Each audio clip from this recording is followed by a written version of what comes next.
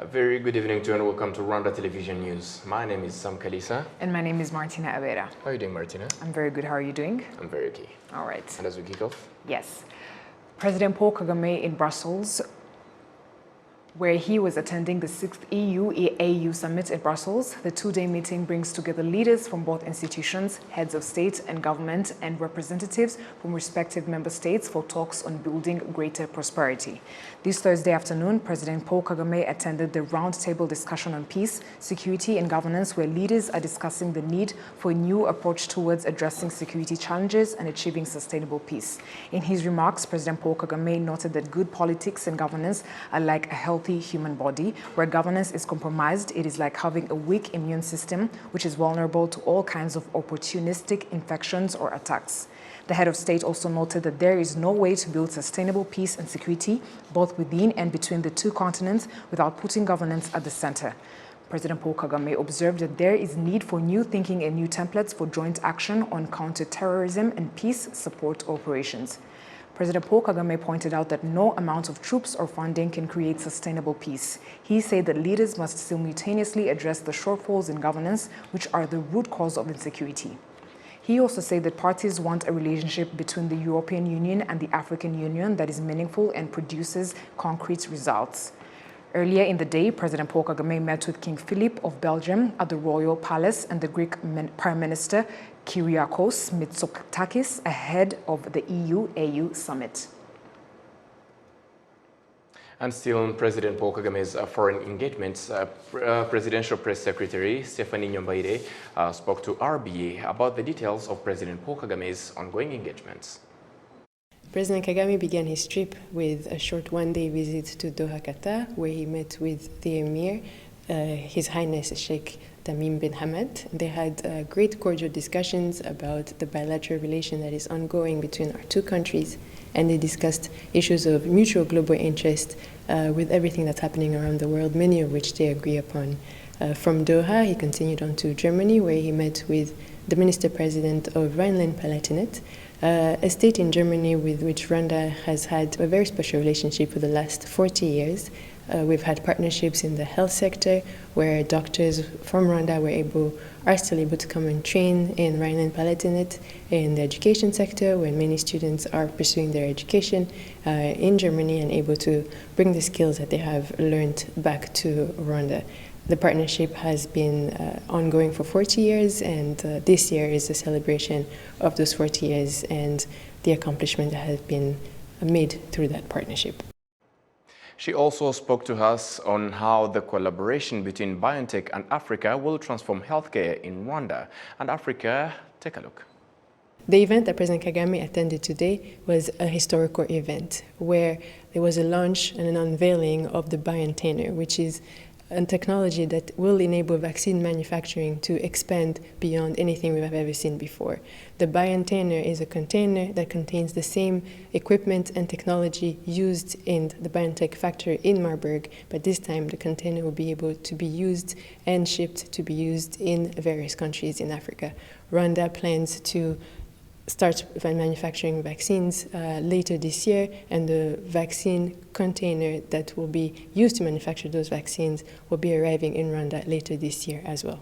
The development of the BioNTech is a game changer for access to vaccine. It means that countries that thought that vaccine manufacturing was a long way off now can see the ability to manufacture vaccine locally. The partnership that BioNTech is having with Rwanda, as well as Senegal and Ghana, is an example of what is possible with technology and working with companies around the world to enable vaccine equity. The development of the BioNTech is also a development that will have impact far beyond COVID-19. The mRNA technology has the ability and the potential to be able to be used to manufacture vaccine for diseases that have afflicted the continent for the past decades, including HIV, malaria, tuberculosis. So all of those diseases, if we're able to manufacture a vaccine within Africa, can ensure that those vaccines are distributed to the population that need it the most. The advantage of the BioNTech technology is that it will also allow for true transfer of technology and knowledge to the African continent. Though in the first phases, BioNTech will be having its engineers in the various locations, including Rwanda, where they will set up the BioNTech. Overall goal is to transfer that knowledge and that ability to Africans who will be able to then be able to manufacture within those facilities. Moving on, according to the report of the Senate Committee, Social Affairs and Human Rights, complaints about the recruitment system has dropped from 34% in 2016-2017 to 26.9%. Olive Nete with more. Received the report of the Senate Committee Social Affairs and Human Rights about the analysis of report on the activities of the National Public Service Commission of the year 2020-2021 and also its new activities of 2021-2022. Although the National Public Service Commission is reportedly implementing the principles of building a government that abide by the rules set by the Parliament, this commission has noted that there is need to address issues in recruiting employees. This commission noted that 26.25% of the applicants have complaints about the recruitment system, but there has been a decrease in these complaints, where in June 2016-2017, valid appeals were 34%. Contentment on job recruitment has increased from 70.9% in 2015-2016 to 82.9% in 2020-2021.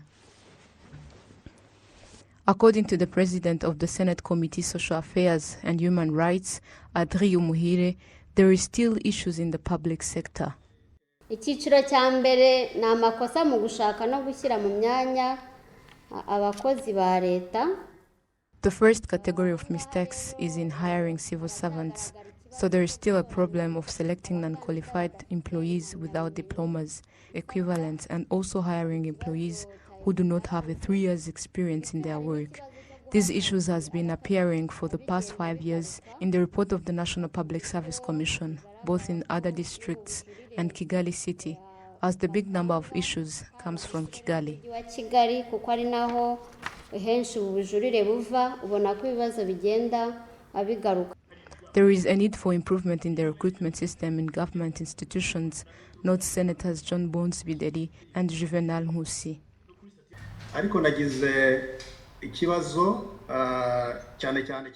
I have an issue about the e-recruitment system in hiring employees and in conducting tests which are done using technology. I understand that it is done in transparency, but I wonder, what about those who can't afford internet services, especially those living in rural areas?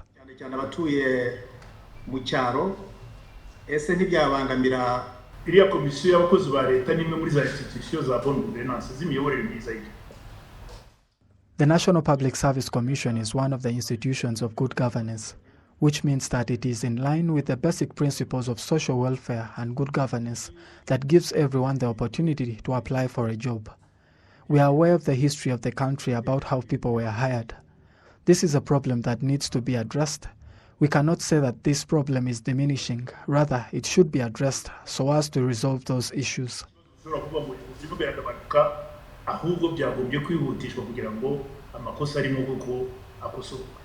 The Senate Committee Social Affairs and Human Rights points out that there has been improvement where giving reports about tenders has increased from 95.9% in 2019-2020 to 100% in 2020-2021. Olive Nete, RTV News. Thank you, Olive, for the report. And as we move ahead, the chiefs of the health services of the EAC partner states armed forces noted that the cooperation between the member states is crucial towards tackling pandemics such as the coronavirus and others that might come up in the future. Directors of health services from the 6 EAC partner states armed forces are convened in Kigali from the 17th to the 18th of February 2022 to discuss strategies to mitigate health threats to the EAC partner states armed forces. We do have more. Military operations relocating to different parts of the world is common for the army, something that could easily provide an entrance and spread of the epidemics and pandemics like COVID-19. Major General Ferdinand Safari, the Director General of Policy and Strategy at the Rwanda's Ministry of Defense, noted that The conference should provide a boost to countries' ability towards working jointly to find pandemics, since they affect the region regardless the borders. We are all aware that the current crisis caused by coronavirus pandemic increased the importance of preparedness for infectious diseases and for other health threat conditions. We are all conscious that military deployments may lead to an import or export of a number of infectious agents, and this requires collective response, thus justifying this kind of forum today. Brigadier Dr. Achieng Obilo, the chairman of the meeting, reiterated that the deliberations will focus mainly on formulating guiding standing procedures to support all East African partner member states to carry out their military operations in the COVID-19 pandemic environment. We are going to look at various topics. One that you must realize is that we are operating within the COVID-19 pandemic. And key to us is to come up with strategies and SOPs, the standing operating procedures, that will be able to guide the military operation within the partner states within or amidst this pandemic. And so one of the key deliberations that we are looking at are formulating guiding standing operating procedures to support all the East African partner member states in terms of being able to carry out our military operations in the pandemic. The chiefs of the health services of the 6 EAC partner states armed forces will spend 2 days of the meeting improving the quality of their cooperation, and will look at how health services available in one member state can benefit other member countries, plus improving joint military training between the EAC member countries.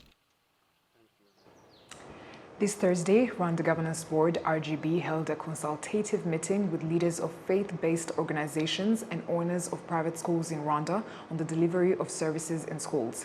On the topics discussed is improving the quality of education in Rwanda, taking into account the agreement between the government and founders of schools. Sidi Patel with more. The establishment of partnership agreement between the government of Rwanda and faith-based organizations on the law of education has been in force as of 2001. The agreement of partnerships between the public and private sectors was supposed to be signed in 1987. Only one of 17 educational institutions signed. Director General of Rwanda Governance Board, Dr. Yutsa Kaitesi, explained that this has bridged a gap in their management between public and private institutions, both churches and non-governmental organizations. Are mostly outdated. Mostly the partners do not have agreements, both the government and the other partners. Even though there are many other aspects of working together, the agreement that regulates the relationships, the responsibilities and rights are yet to be finalized and signed. The other element was on service delivery, in particular for children with disabilities. The structures, the law exists, but the implementation and adjustment of structures and systems to be more inclusive, because we have chosen an inclusive education, are yet to be adjusted, I think. There are certain elements that are working well. So some of the elements are positively working well in the areas of governance, but also the structures that the law has established within the governance pillar are yet to be established at the local level. So those are the key highlights of the findings of the study. Education institutions have grown to include 18 religious and 2 non-governmental organizations.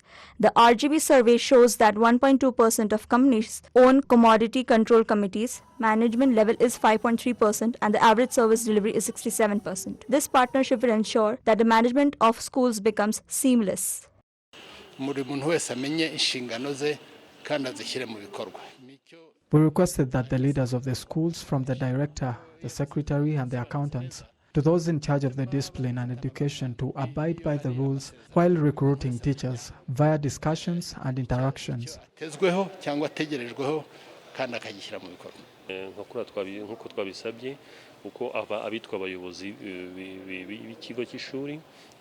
Everyone should know their responsibilities and execute or put them into practice. That is the purpose of the agreement. When the agreement is not clear or understandable, it leads to misunderstandings, and it causes the person to turn away from their duties and leave it to others. But when the agreements are clear, then everyone knows their responsibilities and is responsible for the same.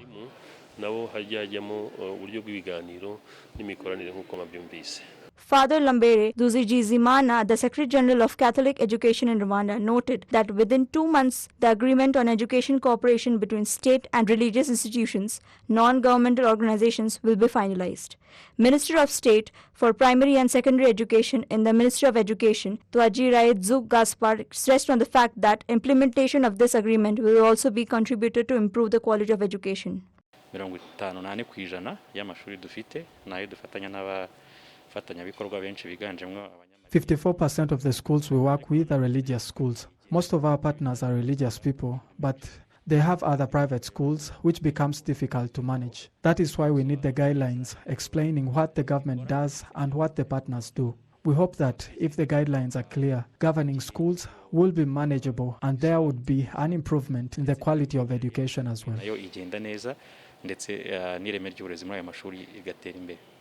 Twagirayezu Gaspar, Minister of State in the Ministry of Education, noted that some of the most pressing issues in the public and private schools include the high dropout rates, teenage pregnancies, absence of proactive student-teacher relationship. The teachers are generally remunerated and equipments are provided by the government, and the landlords provide land and build schools.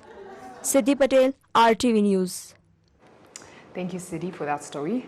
The Central Bank of Rwanda has revised the key repo rate to 5%, up from 4.5% in a bid to control the rising inflation.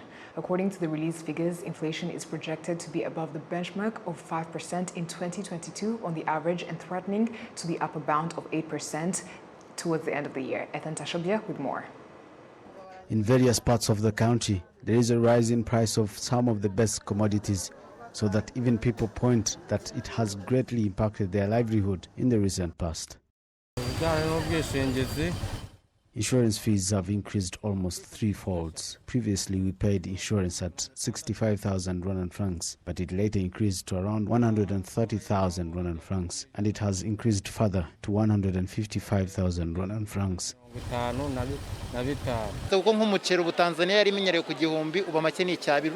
A kilogram of Tanzanian rice bought 1,000 Rwandan francs previously, but it has now increased to 1,200 Rwandan francs.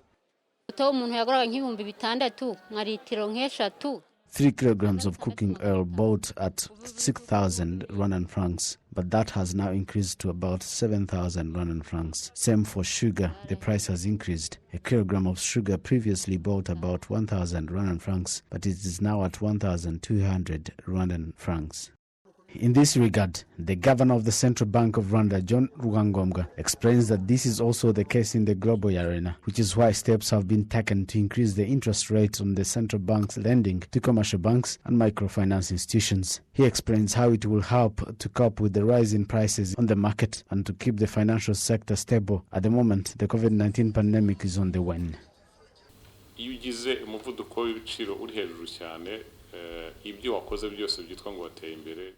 Your economy is almost as nothing, because purchasing power goes very down regardless of the amount of money one has. So the decision to revise the repo rate upwards is one way to contain inflation, such that it doesn't affect the economy in general and affect the purchasing power of the low-income earners.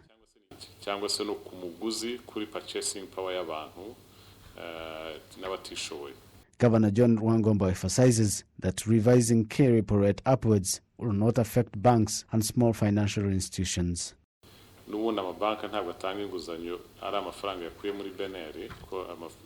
After all, commercial banks do not give loans from the money they lend from the central bank, but rather they borrow money they get from their clients. Another thing, even though we have revised repo rate to 5%, but that is accommodative monetary policy, which can facilitate commercial banks to continue giving loans. But rather, it is one way to contain inflation, with a view to allow commercial banks to give loans to their clients.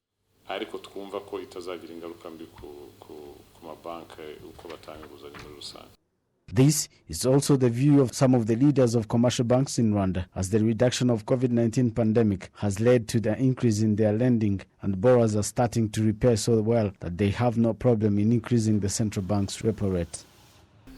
Obviously, the last 2 years have been very difficult for the financial sector because in the absence of economic activity or business being done, then certainly the loans don't get repaid. We had a large number of customers in the sectors that were affected that had to be given accommodations in form of either moratoriums, those that had to benefit from economic recovery fund, had breakages in interest rates, and some had even to decide to sell whatever they had to liquidate all their loans completely. A large chunk of our customers, and I presume that's what it is with other banks, were given accommodations.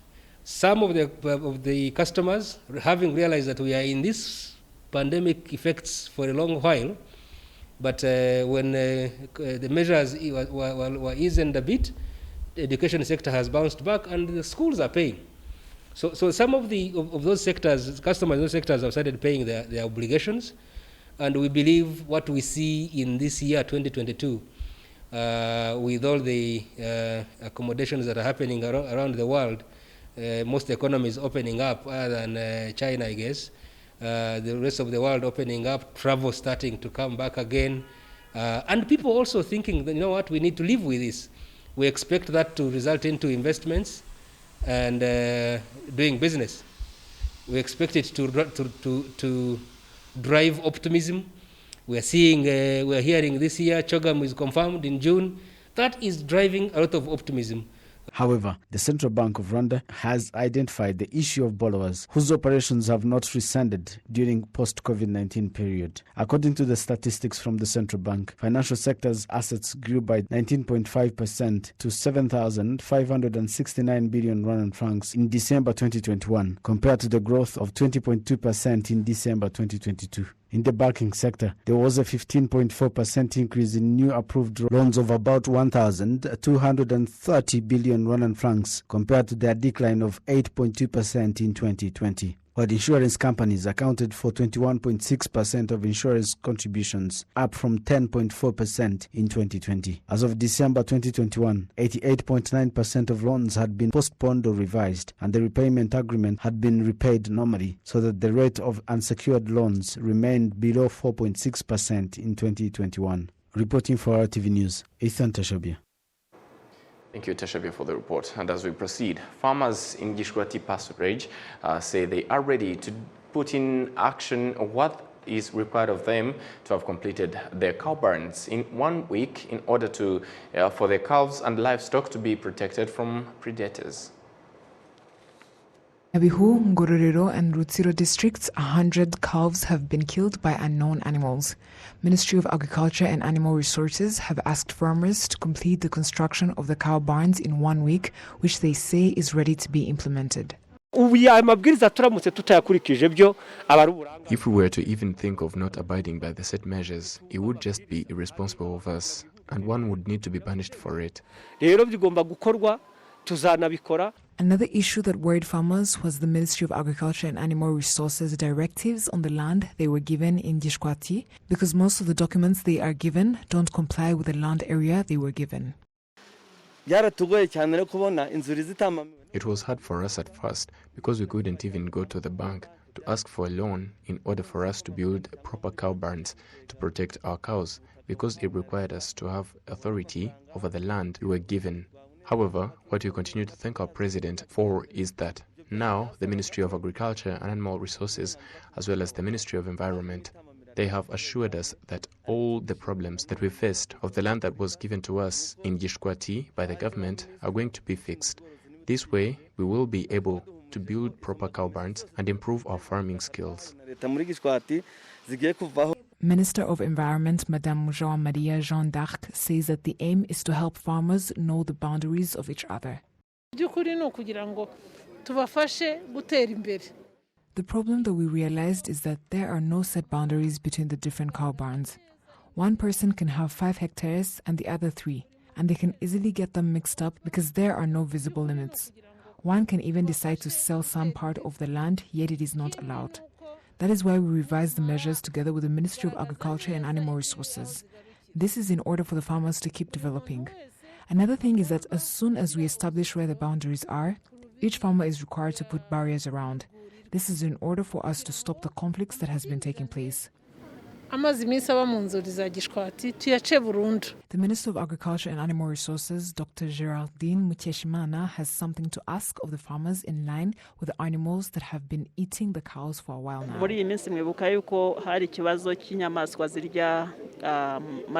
For a while now, there has been an issue of animals eating the livestock. There is a lot that was done and there is a lot that still needs to be done, but what we ask of the farmers is that they make a visible contribution to the situation at hand. Normally, calves are not supposed to be left outside, and that is something that is known. We talked about how these livestock should have proper shedding in order to be protected from the rain and the animals that attack them, as well as being taken good care of. Farmers in Nyabihu, Ngororero, Rutsiro and Ruavu districts have pledged that if their problems are resolved, they are also ready to meet the requirements to achieve higher livestock farming in Gishwati. The Ministry of Agriculture and Animal Resources, in partnership with the United States Agency for International Development, USAID, launched a $14.8 million project on Thursday to support farmers and exporters of agricultural and livestock products to the international market. Jane Mutoni has the report. Some vegetable and fruit growers are willing to cultivate in greenhouses because this way their plantation cannot be ruined by heavy rains or drought. On the other hand, they say that greenhouses are expensive, hence requesting to be facilitated in terms of accessing them easily, thus achieving their dream of exporting their agricultural and livestock products. Greenhouses are still expensive because they are imported, and we haven't started making them in Rwanda. Hence, we import them from Kenya and other countries that have them. So you find that they're expensive for someone who just started farming to afford. Addressing such issues is among the reasons why the project has already been launched by the Ministry of Agriculture and Animal Resources, which will focus on the development of agricultural products including coffee, tea, seeds, flowers, incense, stevia, and products from livestock, as explained by the Minister of State in the Ministry of Agriculture and Animal Resources, Dr. Ngabitsinze Jean Chrysostome. We commend USAID as our partner, as they always implement projects that improve the livelihoods of the people, while focusing more on improving the quality of what has been achieved. It is a good thing because, as you've seen, this project is aimed to promote agriculture and livestock products, including coffee, tea, vegetables, fruits and livestock products, as these are products that are commonly on both international and local markets. So this will improve the agricultural value chain. USAID representative in Rwanda, Jonathan Kamin, says this is a good way to help the country increase its exports and contribute to the development of the national economy. It is with all of our programs is to ensure that we have close partnership with the government of Rwanda, and that everything we do, both in the design of this program and now the implementation and ensuring the results we get, will be in close cooperation with the ministry, Minagri, and other ministries to ensure that their goals and their targets are ones that we can support as well.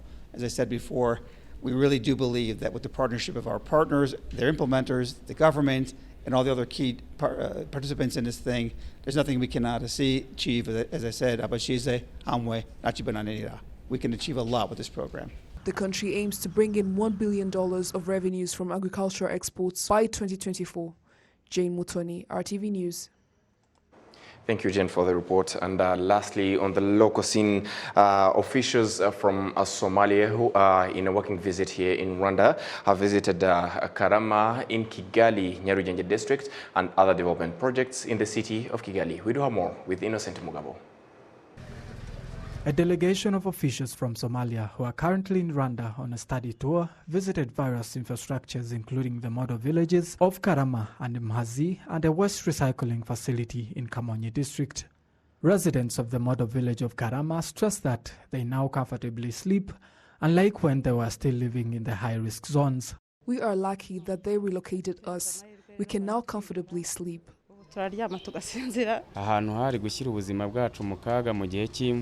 We used to live in high-risk zones with our life in danger. Whenever it would rain, we couldn't sleep. Adan Farah Garani, Somalia's Director General Ministry of Interior, and Asha Omar Mohamud, the governor of Benadir, stresses that with what they have witnessed in Rwanda, they are ready to work with various institutions to implement them.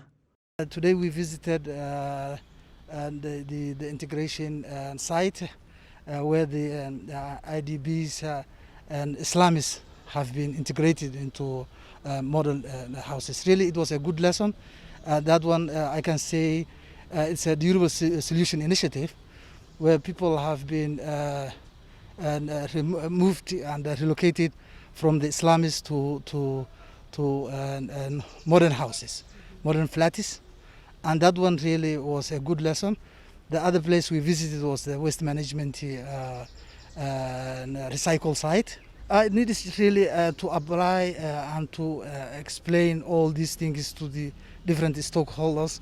In fact, this is concerned to mostly to the mayors of the districts. Advise a lot of things actually to benefit how you benefit the waste and manage it, the cleanness of the country, the education of the children, IDBS, how you manage, so many different things. The programs manager of the Rwanda Association of Local Government Authorities, RALGA, Faustin Serubanza, advises those with activities in different districts to create documents that contain information that can help foreigners visiting the activities. The most important advice I can give is creating awareness of those activities, because when you reach on site you find that there is some missing information due to the fact that not all visitors have a lot of time to spend around. So these documents would be very useful in such cases.